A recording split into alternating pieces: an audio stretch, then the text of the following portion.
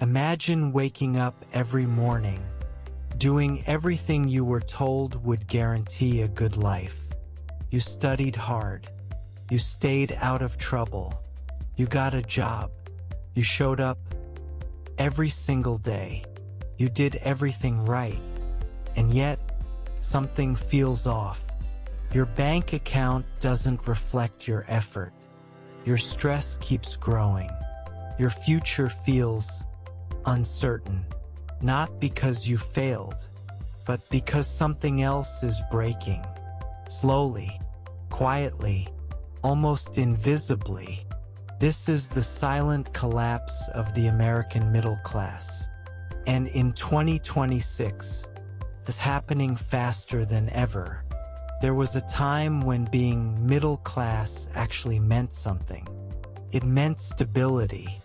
It meant you could afford a home, not just dream about one. It meant you could raise a family without constantly worrying about money. It meant one income could support an entire household. There was a promise built into the system. Work hard, and life will get better. Not perfect, but better. That promise wasn't just an idea. It was a belief that shaped generations. But today, that belief is cracking because millions of people are starting to realize something uncomfortable. The rules haven't just changed, they've been rewritten. Right now, across the United States, there are millions of people who look financially stable from the outside. They have jobs, they have homes, or at least rent them. They drive cars, they go to work, they post pictures that look normal, even happy. But behind that image, there's pressure, constant, growing pressure. Because what used to be enough is no longer enough. Think about this. Earning $60,000 a year once meant you were doing okay, maybe even comfortable. But today, in many cities, that same income barely covers rent, groceries, transportation, and basic bills. Forget saving. Forget investing. Forget building wealth. For millions of people, it's not about getting ahead anymore. It's about not falling behind. And the truth is, they are falling behind. Not suddenly, not dramatically, but slowly, quietly, year after year. Prices rise, rent increases, groceries cost more, healthcare gets more expensive, insurance premiums go up. Everything moves in one direction, except one thing: wages.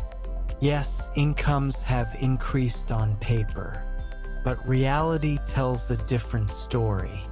Because when you adjust for inflation, that increase disappears. In many cases, people are effectively earning less than they did decades ago, doing more work for less real value. This is where the pressure begins. First, it's small. You notice your paycheck doesn't stretch as far. You cut back a little. Maybe you cancel a subscription. Maybe you eat out less.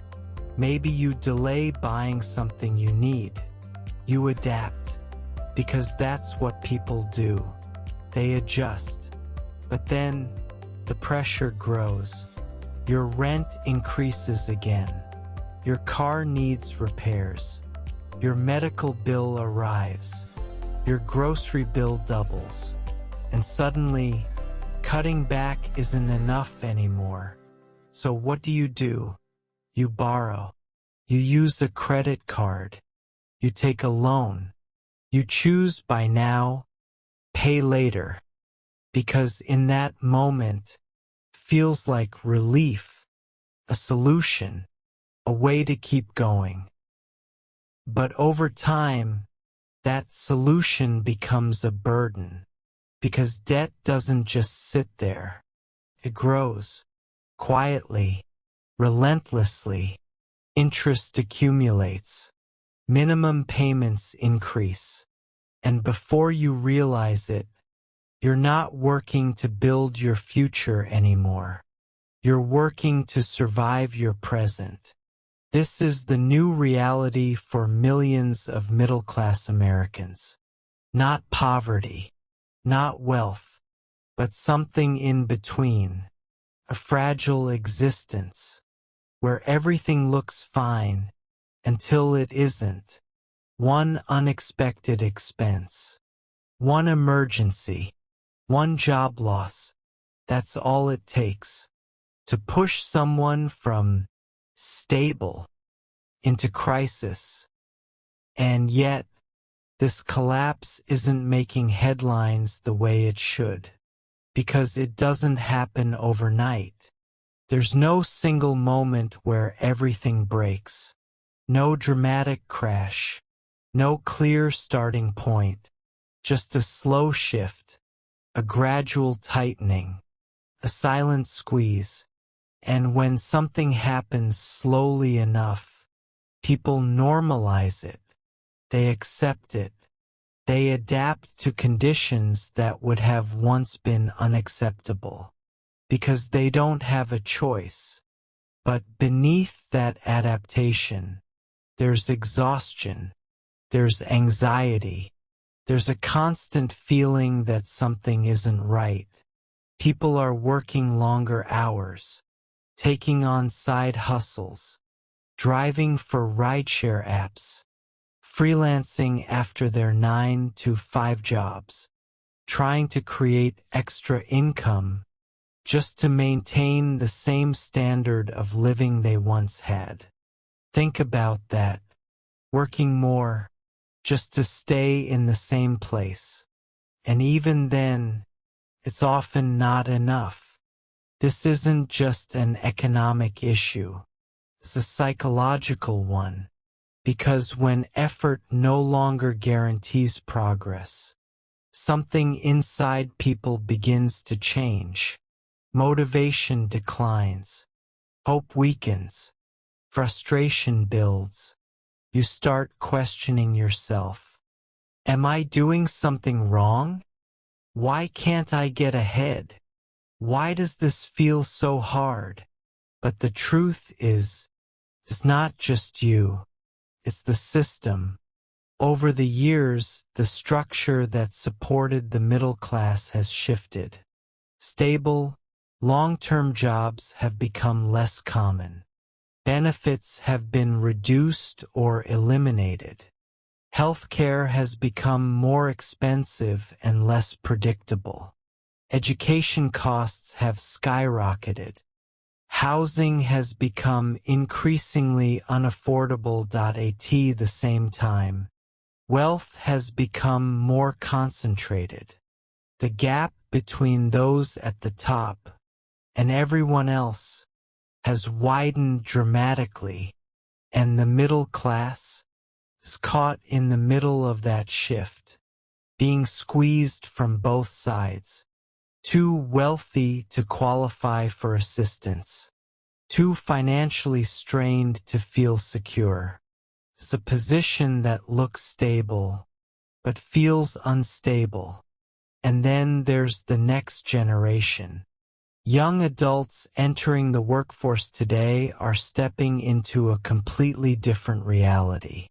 They're graduating with debt, facing high living costs, competing in an uncertain job market.